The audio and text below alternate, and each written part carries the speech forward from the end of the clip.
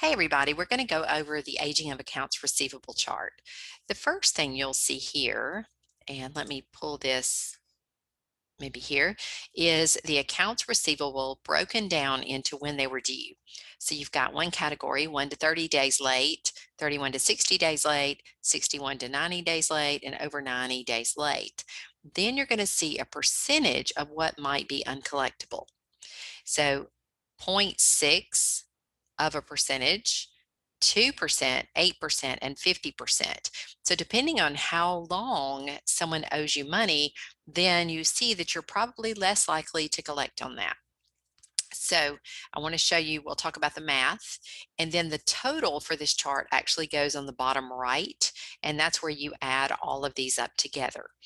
Now, I'm going to make a different video to show you what to do with this total, but you'll see here that it says begin by determining the target balance of allowance for bad debts. So the first thing you'll do with aging of accounts receivable is you'll figure out how much is probably going to be uncollectible. You'll total that up, and then we'll create a T account for the allowance for bad debt account. Now, you see here in this problem right above this, which is not on the screenshot, is that they actually tell you that the allowance for doubtful accounts already has a balance. So we'll need an adjusting entry to get this balance to that account to 20,710. But for now, let's talk about the math.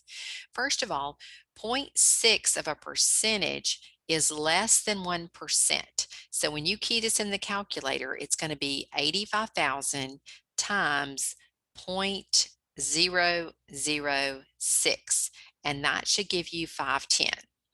Because if it was 1%, you would say times 0.01, and this is less than 1%, so it's 0.006 that would give you this number.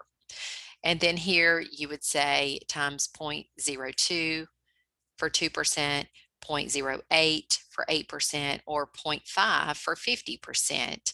And you come up with these numbers, and then you add these numbers together. And in this particular problem with these numbers, then that is added up to 20,710.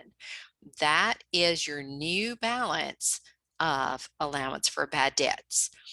The account allowance for bad debts can also be called allowance for doubtful accounts. So you may hear it different ways depending on which account textbook you use. So which accounting textbook you use. But hope this helps you figure out the chart for aging of accounts receivable.